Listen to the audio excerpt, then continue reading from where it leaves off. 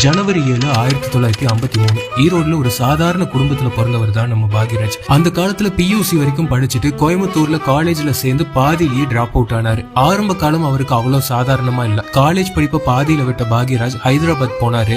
அங்க ஹோட்டல்ல வெயிட்ரா சில காலம். இன்னைக்கு இந்திய சினிமாவே கொண்டாடுற இவர் அன்னைக்கு தன்னோட பசிய ஆத்த அங்கிருந்த சர்க்கஸ்ல கோமாளி வேஷம் போட்டாரு. என்னதான் தன்னோட வறுமையை போக்க அத்தனை வேலைகள் எல்லாம் செஞ்சாலும் அவரோட சினிமா காதல் அவரை சென்னைக்கு கூட்டிட்டு வந்துச்சு. சென்னைக்கு வந்ததும் அப்போ ஜி ராமகிருஷ்ணன் டைரக்டர் கிட்ட அசிஸ்டண்டா சேர்ந்தாரு. ஆனா அந்த படம் ஷூட்டிங்லயே டிராப் ஆயிடுச்சு. ஆனா எப்படியாவது இந்த சினிமாக்குள்ள போயிடணும்னு அப்போ இருந்த தயாரிப்பாளர் தூயவன் வீட்டுல டெய்லியும் நின்னாரு. தன்னோட விடாமுயற்சியால தூயவன் மனசுல இடம் பிடிச்ச பாக்யராஜ்க்கு அவர் மூலமா இயக்குனர் பாரதி ராஜா கிட்ட அசிஸ்டன்ட் டைரக்டரா ஆகிற வாய்ப்பு கிடைச்சது. 16 வயது நிலை படத்துல தான் இவரோட அசிஸ்டன்ட் டைரக்டர் பயணம் பாரதி ராஜாவோட ஆரம்பிச்சது. சின்ன சின்ன சீன்ஸ்லயும் டைலாக்ஸ்லயும் கூட பாக்யராஜ் கொடுத்த இம்ப்ரவைசேஷன்ஸ் பாரதி ராஜாவை வியக்க வச்சது. அதே படத்துல சின்ன கேமியோ பண்றதுக்கான வாய்ப்பும் பாக்யராஜுக்கு கிடைச்சது. உடம்பு நெருப்பா கொதிக்குதே பாக்யராஜ் ஸ்பான்டேனியஸா டைலாக் சொல்றதும் சீன்ஸ் எழுதுற திறமையும் பார்த்து பாரதி ராஜா அவரோட அடுத்தடுத்த படங்களான கிழக்கே போகும் ரயில், டிக் டிக் டிக் படங்களுக்கு ஸ்கிரிப்ட்ல கூட ஒர்க் பண்ற வாய்ப்பே கொடுத்தாரு. கடைசியில இந்த தியாகராஜ பாகர்னு ஒரு ஆளு குருதையில எங்கேயோ வந்தாங்க. அது எங்கேயோ வந்தா கடைசியில நேரம் எதுக்கே விட மாட்டாங்க. இது என்ன அர்த்தம்? காசு கொடுத்து போட்டு குருதை மேலோட்ட வரன்னு எந்த இஷ்டங்க கேட்கவே வேணாம். இன்னைக்கு வரைக்கும் தமிழ் சினிமாவோட மிக முக்கியமான படங்கள்ல இந்த 2 படங்களுமே இருக்கு. அதுக்கு பாக்யராஜோட ஸ்கிரீன் ரேட்டிங்கும் one of the main reason. கமல்ஹாசனோட டைம்லெஸ் கிளாசிக் சிகப்பு ரோஜாக்களோட வசனகர்த்தாவும் நம்ம பாக்யராஜ் தான். எனக்கு ரொம்ப நாளா லைஃப்ல ஒரு ஆசை, ஒரு ஹோட்டல், அதுல ஒரு சின்ன ஏசி ரூம், என்ன மாதிரி ஒரு 10 சர்வெண்ட், நான் முதலாளியா இருக்கணுங்கிற ஒரு ஆசை. தன்னோட செட்ஸ்ல பாரதி ராஜாவோட ஹீரோக்களுக்கு பாக்யராஜ் நடிச்சு காட்டுறதை பார்த்ததுமே அவருக்குள்ள ஒரு ஹீரோ இருக்கிறத கண்டுபிடிச்சாரு பாரதி ராஜா. ரஜினி, கமல் மாதிரியான அத்தனை இமயங்களை வச்சு டைரக்ட் பண்ண பாரதி ராஜா 1979 தன்னோட சிஷ்யனான பாக்யராஜ தன்னோட புதிய வார்ப்புகள் படத்துல ஹீரோவாக்கி அழகு பார்த்தாரு. இந்த படத்துக்கு ஹீரோ நீதான், ரைட்டர் நீ.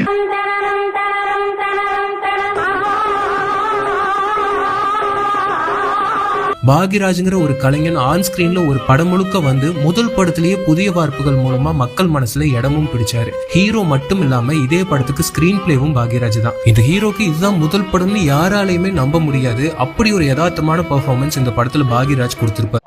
வில்லனா அறிமுகமாகி பின்னாடி ஹீரோவானவங்க மத்தியில ஹீரோவா அறிமுகமான பாக்யராஜ் அடுத்த சில மாசங்கள்லயே வில்லனா கன்னி பருவத்திலேங்கிற படத்துல வந்து மிரட்டி விட்டாரு. இந்த படத்துக்கும் ஸ்கிரீன் பிளே பாக்யராஜ் தான்.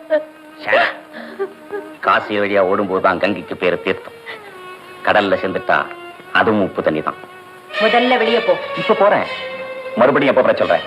ஹீரோவான அதே வருஷம் தன்னோட குருநாதர் ஆசீர்வாதத்தோட வெளியே வந்து டைரக்டரா முதல் படத்தை இயக்குனாரு பாக்யராஜ். சுவர் இல்லாத சித்திரங்கள். பாவர்ட்டியில சிக்கி தவிக்கிற ஒரு ஏழை குடும்பத்தை காப்பாத்த தன்னோட சொந்த வாழ்க்கையோட சந்தோஷங்களை தியாகம் செஞ்சு வாழ்ற பொண்ணோட ஸ்ட்ரகிள்ஸ், அவளோட பக்கத்து வீட்டுக்கு வந்து அவளுக்கு சப்போர்ட்டா இருக்கிற ஹீரோன்னு தமிழ் சினிமாக்கு இந்த கதையும் ஸ்கிரீன் பிளேவும் அவ்வளவு புதுசா இருந்துச்சு. கயல்வெளி காட்டும் கஞ்சாடைக்காக எப்படி பாடுபட்டு ஓடோடி வந்திருக்கேன் தெரியுமா?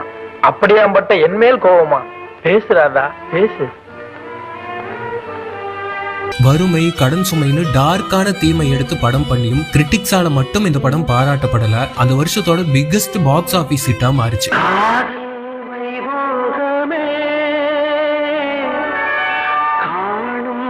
அடுத்தடுத்து ஹீரோவா அவர் நடிச்ச நிறைய படங்களுக்கும் பாக்யராஜே ஸ்கிரீன் பிளே பண்ணாரு. சினிமால ஃபைட் பண்ற யதார்த்தத்தை தாண்டின ஹீரோக்கள் மத்தியில நம்மள ஒரு பையன்கிற இமேஜ்ல மக்கள் மனசுல நீங்காத இடம் பிடிக்க ஆரம்பிச்சாரு பாக்யராஜ். ஸ்கிரீன் பிளேல இவர் தொட்ட ஒவ்வொரு படமும் தமிழ் சினிமாவுக்கு புதுமையான கதைகளா இருந்துச்சு. ஒரே நேரத்துல 2 கல்யாணம் பண்ணி அதை சமாளிக்க அவர் படுற பாட்டை காட்டின பாமா ருக்மணி எல்லாம் தியேட்டர்களை திருவிழா கோலம் ஆக்குச்சு. பகல் பொழுதுல பாமா ஆத்துக்கு போயிடு, ராத்திரி பொழுதுல ருக்மணி ஆத்துக்கு போயிடு.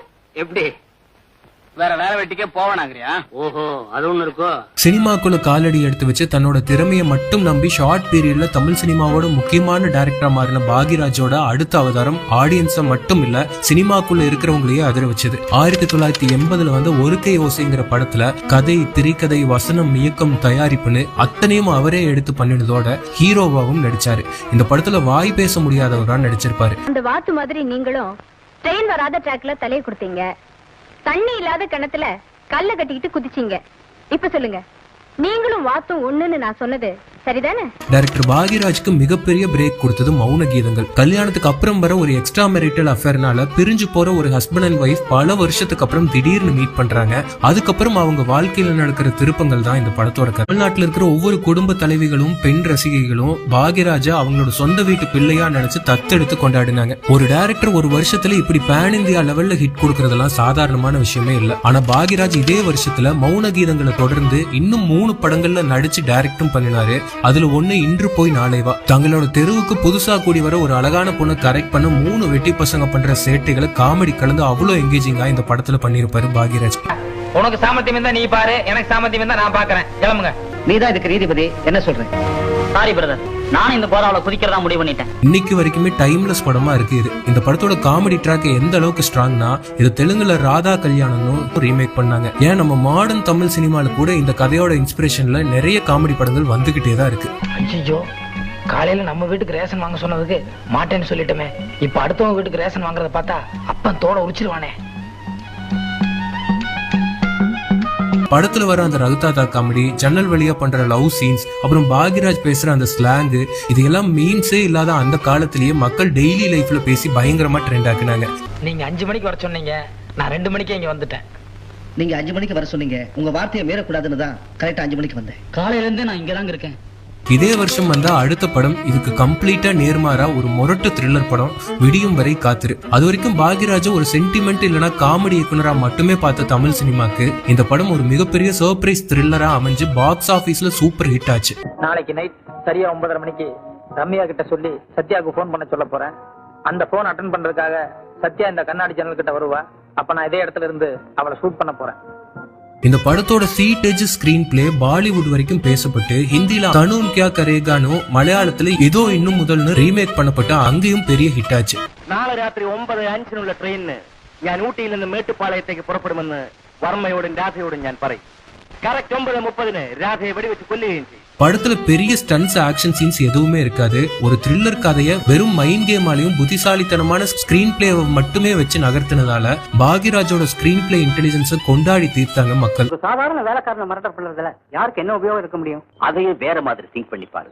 காஃபி போடுறதுக்கு முதல்ல ட்ரை பண்ணது அந்த பொண்ணு. தீப்பெட்டி சரியா உரையலங்கிறதுக்காக வெளியே வந்தா. தீப்பெட்டி மட்டும் ஒரு வேளை சரியா உறைஞ்சிருந்தா. அதே வருஷம் வந்த அடுத்த பேங்கர் அந்த 7 நாட்கள். படத்துல பாலக்காட்டு மாதவனா வந்த இந்த பாக்யராஜோட கேரக்டர் தமிழ் சினிமாவை தெரிஞ்ச யாராலையும் மறக்க முடியாத ஒரு கேரக்டர். பாலக்காட்டு மாதவனுக்கு மியூசிக் அறியுமோன்னு ஒரு மதராஸ் பெண் குட்டி சோதிச்சோ.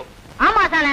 எடோ கோபி, ஞான் ഇപ്പോൾ வாசிக்கும் ஒரு ராகத்தில் ஆ பெண்குட்டி மதிமயங்கி இவனை வரணும். தமிழ் சினிமாவோட மிகச்சிறந்த ஸ்கிரீன் பிளேல ஒன்னா இந்த படத்தை கிரிட்டிக்ஸால ஏகமனதா கொண்டாடப்பட்டு பாக்ஸ் ஆபீஸ்லயும் வசூலு குவிச்சு மிகப்பெரிய சக்சஸ் ஆன படம் இது. நோக்கியோ டியூன் நோக்கியோ நெக்ஸ்ட் லைன் ஏதானோ. நான் வாத்து என்கிட்ட சொல்லி புண்ணியம் இல்ல அப்படின்னு பாடுங்க. நான் வாத்து என்கிட்ட சொல்லி புண்ணியம் இல்ல. நான் வாத்து. தமிழ் சினிமா அது வரைக்கும் பார்க்காத ஒரு முற்போக்கான, அதே சமயம் நம்ம கல்ச்சரை மீறாத ஒரு எமோஷனல் கிளைமேக்ஸ பாக்யராஜ் இந்த படத்துல கொடுத்திருந்தாரு.